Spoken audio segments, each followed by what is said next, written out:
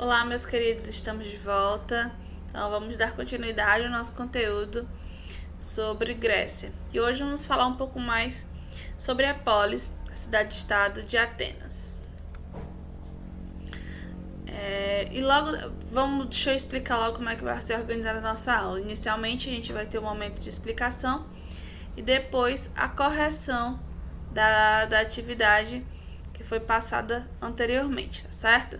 Então, começamos com a exposição do tema e logo daremos a continuidade com a resolução, correção no caso.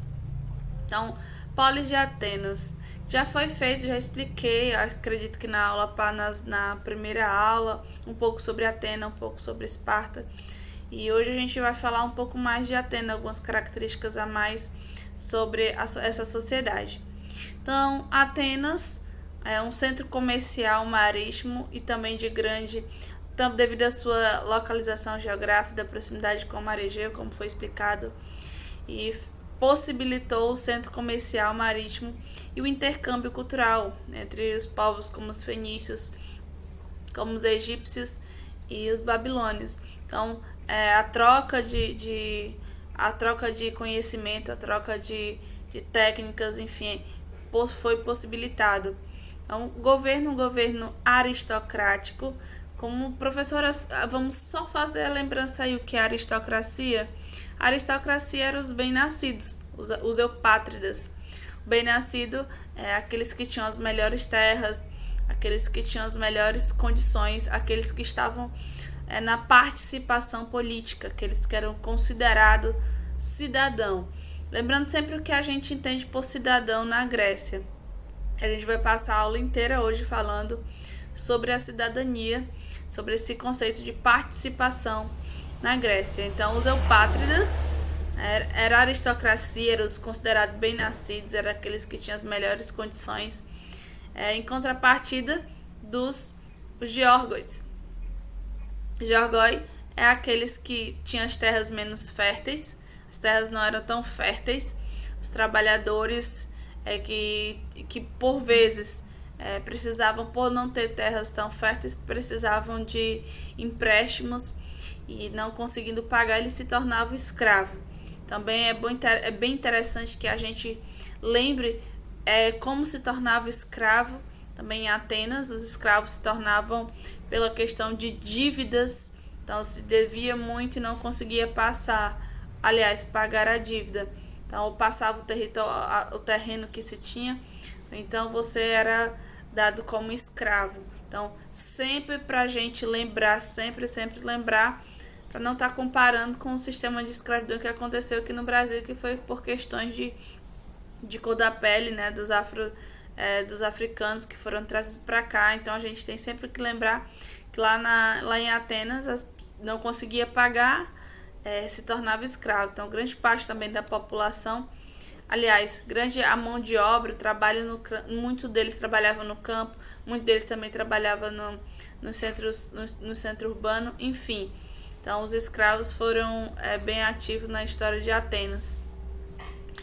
Mas, lembrando que esses geórgoi, como os escravos, eles não participavam das decisões políticas, né? Também como os trabalhadores livres, os artesãos, mesmo exercendo um papel muito importante, mesmo sendo fundamental a sua participação assim, na sociedade, culturalmente falando, e economicamente também, eles não participavam, né? Eles não eram considerados cidadãos políticos na sociedade de Grécia.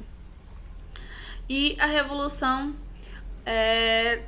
do exército, dos soldados da Grécia. Então, que é a revolução de Hóplita. Essa revolução ela acontece no momento em que os soldados que participam das falanges, nos momentos são aqueles quando eles se unem para lutar ombro a ombro, como uma forma uma tática de guerra, as falanges. Então eles lutavam muito próximos. Então o aristocrata, o bem-nascido, ela estava lutando lado a lado com outras pessoas que não eram aristocratas. Então, só que eles se uniam com o objetivo em comum, que era o objetivo de defender Atenas, de lutar por Atenas. Então, eles começaram a entender, aqueles que não eram considerados bem-nascidos, que eu posso lutar por Atenas, mas eu estou aqui do lado de uma pessoa que eu não tenho as mesmas condições. Então, esse sentimento de desigualdade fez com que ele se sentisse insatisfeito. Quer dizer que eu estou aqui lutando, mas ele tem lá os privilégios dele e eu não tenho privilégio. Então, essa desigualdade estimulou aí esse sentimento de insatisfação e foi responsável pela revolução causada por eles ali naquele momento. Então, foi um momento também de insatisfação popular, como vai ter em outros momentos da história de Atenas. Como aqui, que essa revolta, essas insatisfações, ela ganha mais corpo na Grécia, e os aristocratas, para amenizar essas insatisfações, para acalmar a população, ele cria o cargo de legislador, para se criar leis. E Solon, ele vai criar algumas leis para tentar atender aí os interesses da população e acalmar as manifestações. Então, uma das era o aumento da participação nos conselhos, a participação popular, no caso, e o fim da escravidão por dívida. Então, essas foram táticas utilizadas com esse objetivo, né? Só que não foram suficientes, não tiveram tanto êxito para conter a insatisfação e a revolta. Quando a tirania, o período de tirania na Grécia, ela surge com o sentido não que nós temos hoje. A tirania, ela não tem o mesmo significado. Então, hoje nós entendemos a tirania como algo totalmente ligado à centralização do poder, algo totalmente negativo. Então, na Grécia, o tirano ele tinha um apoio popular. Ele chega com apoio popular, toma muitas medidas em benefício da população, ele toma muitas decisões, por exemplo, ligado à própria cultura, ligado ao empréstimo às camadas mais pobres da sociedade, enfim. Então, essas questões, como eu também já expliquei acho que na primeira aula, sobre cada um dos momentos, então acho que isso já foi explicado, acredito que já tenha sido explicado para vocês, mas só fazendo uma pequena revisão. Então, a tirania trouxe muitos benefícios, e o apoio principalmente chega no poder com apoio popular, e benefícios para a população também.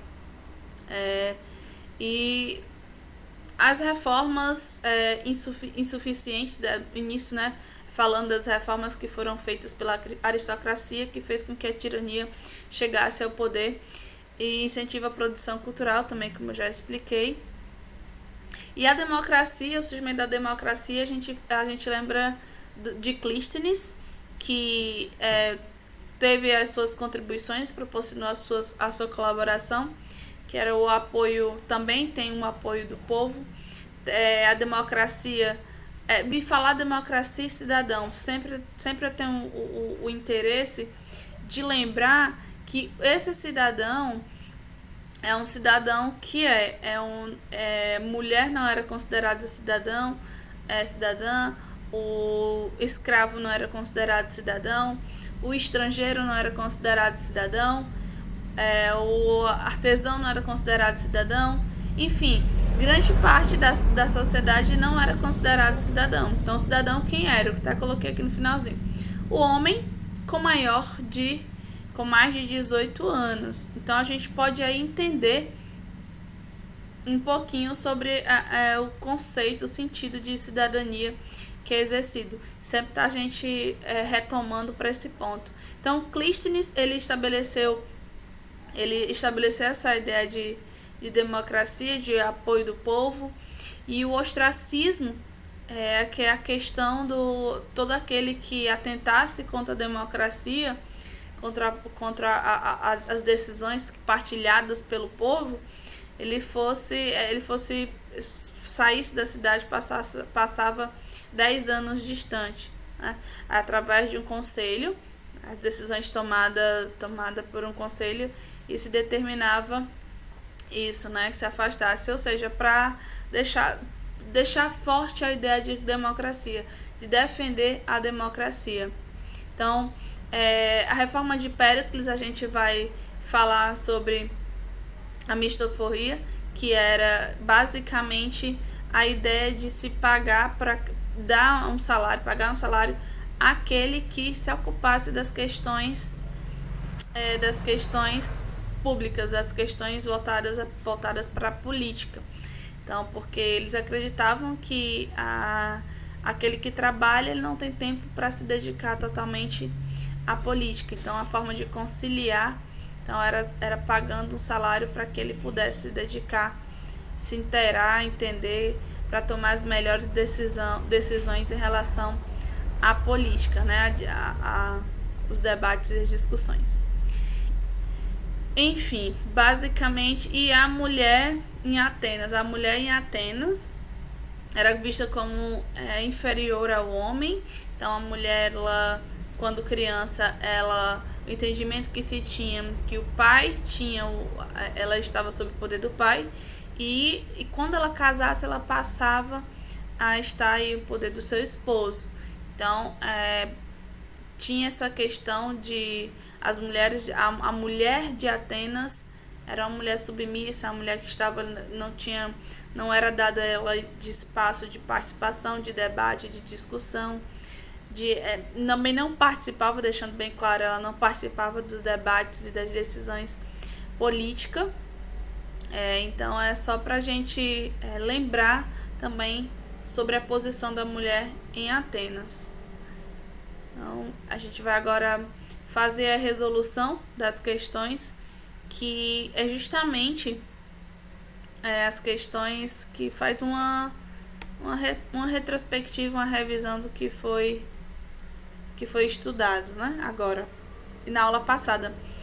Lembrando que sobre os eupátridas, sobre tirania, sobre também democracia, eu tenho explicado um pouco. Eu fiz a introdução na primeira aula sobre Grécia, eu acredito. E aí a gente está só dando continuidade. Então, vamos para a primeira questão. Complete as lacunas com as palavras abaixo. Em Atenas, comerciantes, artesãos e pequenos proprietários de terra, chamados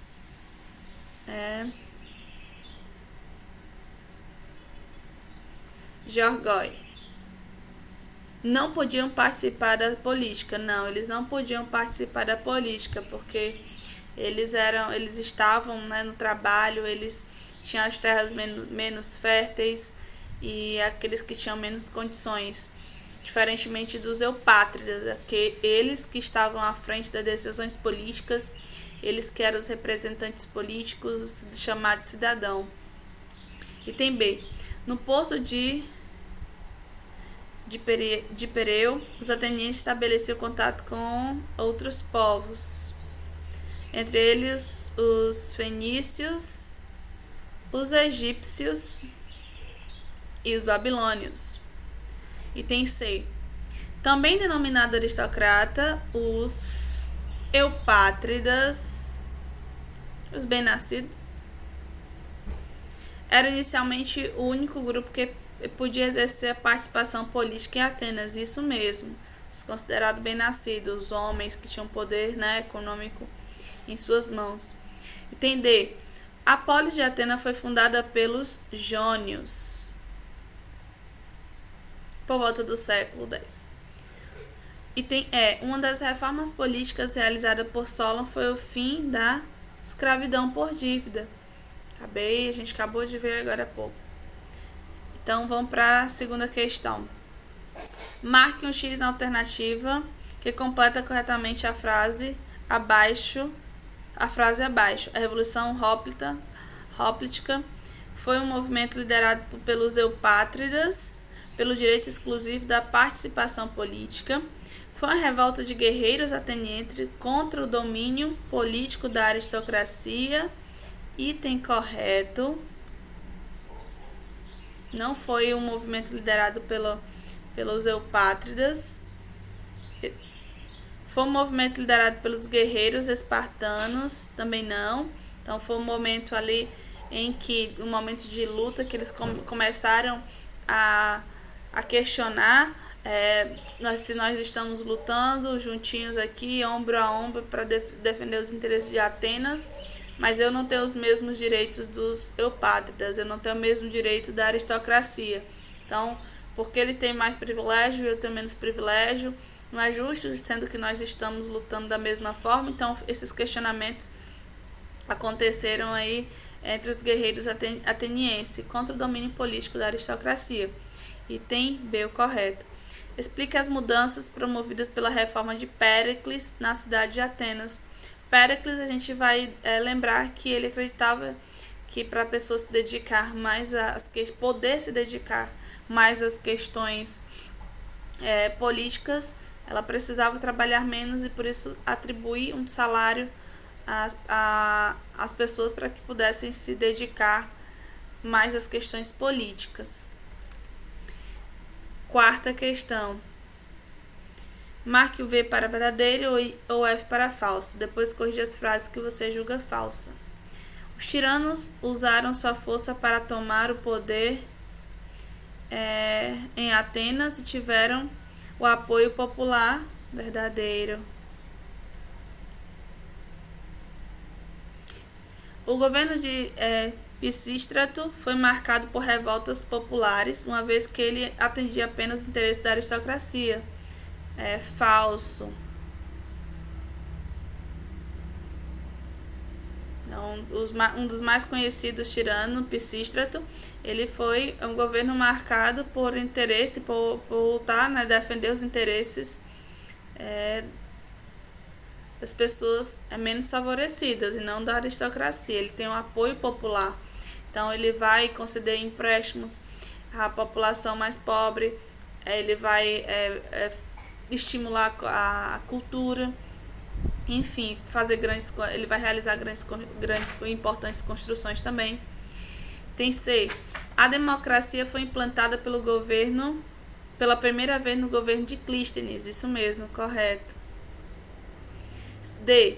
Péricles criou a lei do ostracismo, que permitiu o direito de fazer empréstimos aos agricultores menos favorecidos. A lei do ostracismo não é criada por Péricles, é uma lei criada por Clístenes. E a lei do ostracismo é aquela lei que condena as pessoas que atentam contra a democracia. Então, vocês vão fazer a correção do item abaixo, já acredito que já tenham feito, né? Quinta questão é uma questão bem bacaninha, resumida pra gente. Que pessoas eram consideradas cidadãs em Atenas? Marque um X na resposta correta. Todos os habitantes da cidade-estado de Atenas eram considerados cidadãos? Todos. Não, nem todos eram considerados cidadãos. Em Atenas eram considerados cidadãos apenas homens com mais de 18 anos e que fossem filhos de pais e mães atenienses. A verdade, isso é importante, né? Porque estrangeiros não poderiam participar dessas decisões. Então, você teria que ser filho de mãe e pai ateniense, homem maior de 18 anos. Correto. Lacuna correta. Marcamos um X aí. As mulheres de Atenas eram consideradas cidadãs. Não, as mulheres não eram consideradas cidadãs. Elas não participavam das decisões da cidade. Os estrangeiros e escravos eram considerados cidadãos em Atenas. Nem os estrangeiros e nem os escravos eram considerados cidadãos em Atenas. Escreva um texto sobre as mulheres de Atenas da antiguidade. O texto vocês vão falar, obviamente, sobre a questão da mulher não ser cidadã, a questão da mulher não ser considerada, a mulher não ter espaço de fala, a mulher não ter ser apenas passada de pai para esposo, como se ela não tivesse a sua individualidade, como se ela não tivesse a capacidade e por ser considerada a própria condição de inferior, né? Então, provavelmente o texto de vocês, eles passam e trabalhem dessa forma, tá bom? Meus queridos, eu espero que vocês tenham entendido, espero que tenham gostado. A gente se encontra na próxima aula e até lá, fiquem bem, estejam bem.